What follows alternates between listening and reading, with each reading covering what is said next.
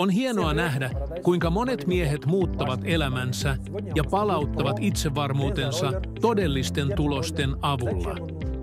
Miehet eri ikäryhmistä ja kaljuuden eri vaiheista saavuttavat yllättäviä tuloksia. Sinäkin voit olla seuraava saavuttamaan tämän. Haluatko tietää, miten käyttää dermarolleria? Tässä on yksinkertainen askel askeleelta ohje dermarollerin oikeaan käyttöön. 1. Desinfioi dermaroller ennen ja jälkeen jokaisen käyttökerran 70% alkoholilla varmistaaksesi, että se on bakteereista vapaa. 2.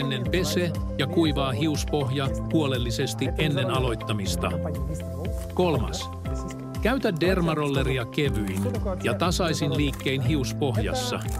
On normaalia, että esiintyy hieman lievää verenvuotoa, mutta se kuuluu stimulaatioprosessiin. Käy läpi 3 suuntaa: pystysuora, vaakasuora ja viisto. 4. tee tämä 2-3 minuuttia. Enintään 2-3 kertaa viikossa, antaen ihon palautua istuntojen välillä. Vastauksia yleisimpiin kysymyksiin miehiltä, jotka haluavat ostaa dermarollerin ja torjua kaljuuden.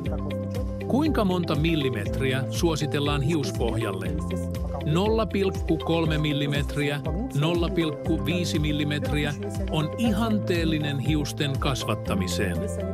Voinko käyttää muita tuotteita yhdessä dermarollerin kanssa hiusten kasvattamiseen? Ehdottomasti. Käytä dermarolleria ensin avaamaan ihon kanavat ja levitä sitten minoksidiilia tai muuta tuotetta. Imeytyminen on huomattavasti parempaa ja näet tuloksia nopeammin. Voiko se aiheuttaa tulehduksia? Hiuspohjassa voi esiintyä lievää punoitusta, mutta se on normaalia ja häviää muutamassa tunnissa. Oikein käytettynä ja desinfioituna dermaroller ei aiheuta vakavia tulehduksia. Sattuuko sen käyttö? Ei. Epämukavuus on lievää ja siedettävää. Dermaroller on luotettava hoitomuoto, jota ammattilaiset käyttävät ja asiantuntijat suosittelevat. Se stimuloi hiusten kasvua ja kurinalaisella käytöllä voit alkaa huomata merkittäviä tuloksia vain 4-5 kuukaudessa. Lisäksi se on huomattavasti edullisempi vaihtoehto kuin hiusten siirto, mutta antaa samanlaisia tuloksia.